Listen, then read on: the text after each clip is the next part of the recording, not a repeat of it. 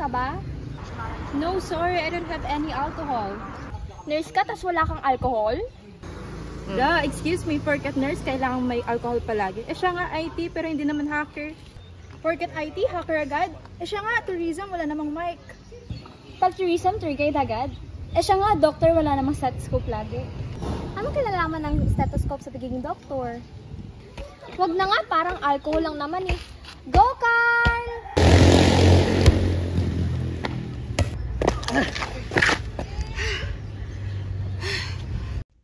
Handom International Hospital, what's your emergency? Fracture po here. We need help po. Ankle injury? That is noted.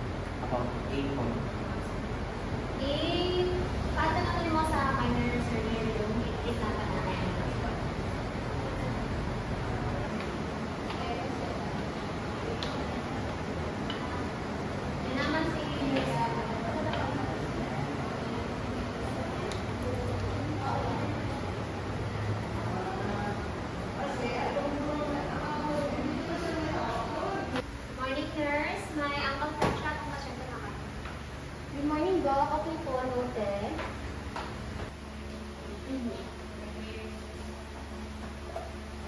Sir, first po, we will transfer you sa bed so that we could take your vital signs as well as keep po your fracture po. Kindly stand up po, sir. Careful and slowly lang po.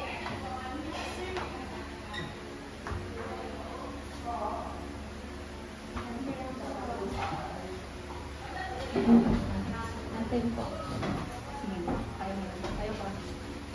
Ay, salamat po rin.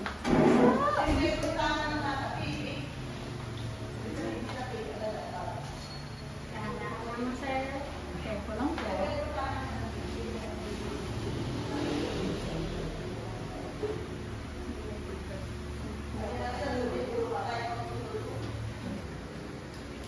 Sir, can I remove po your jewelries po so that I could bring your vital signs correctly po?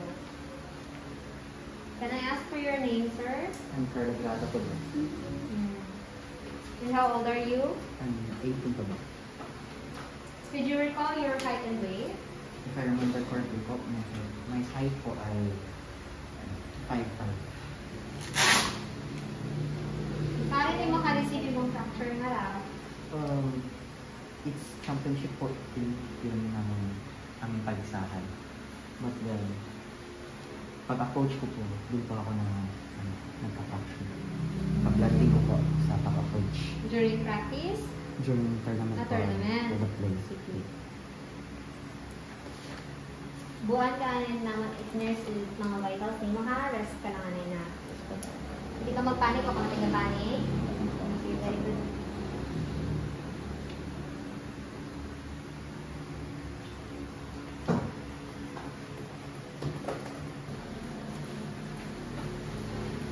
Sir, what about yung temperature, sir? Kasing mo nga, RRT. Ano po?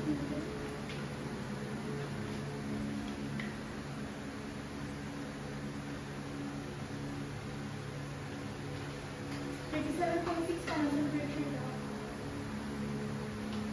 97.60 pa ng PR na.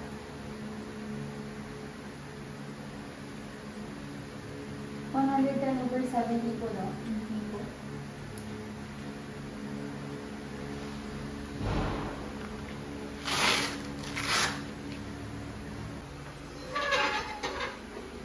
Smooth landing.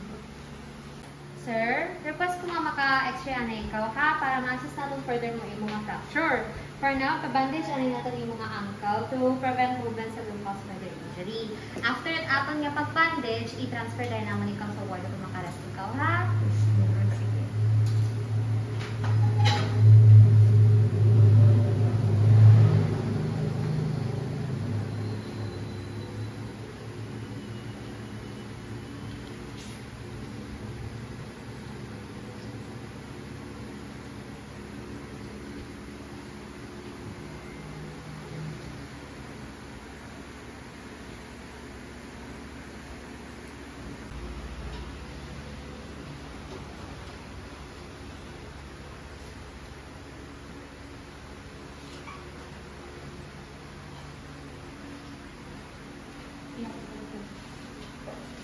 Ako sa may bangko.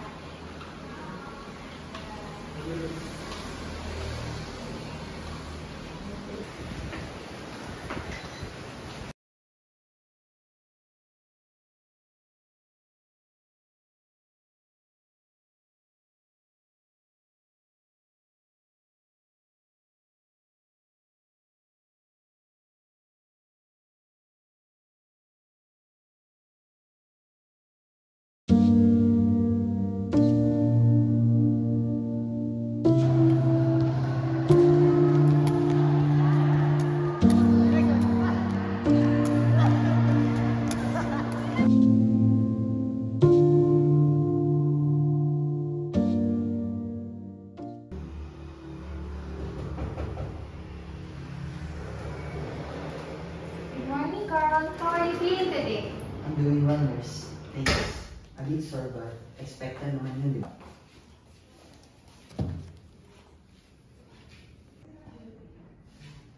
By the way, I'm here to take your vital signs. Nurse, naiisip ko lang kasi nurse na what if hindi na po ako makapaglaro, di ba?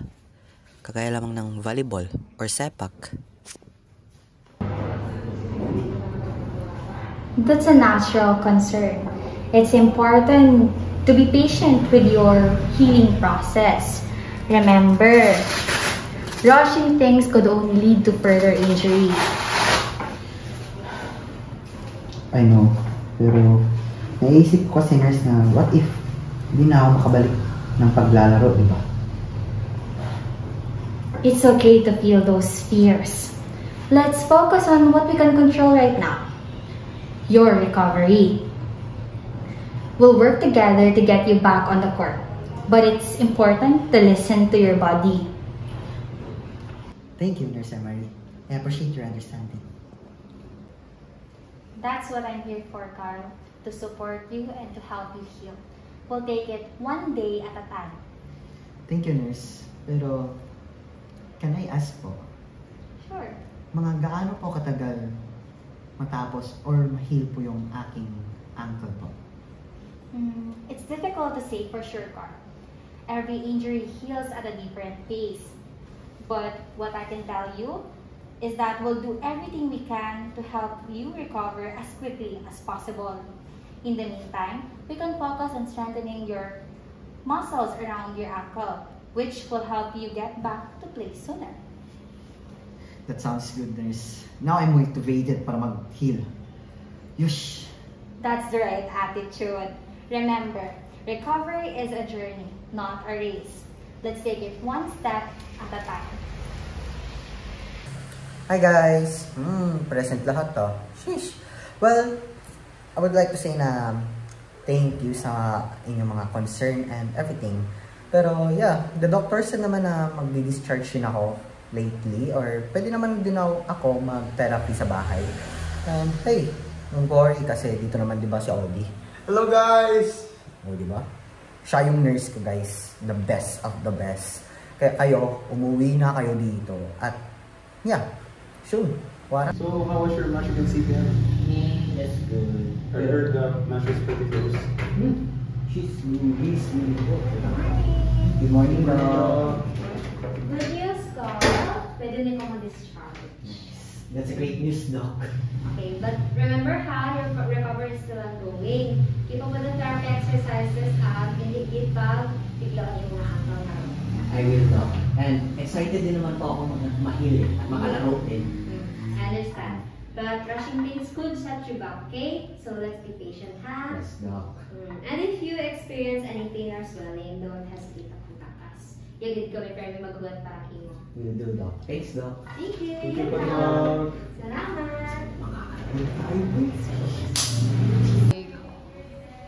Boss, makakalaro na tayo. Let's go, let's go, let's go.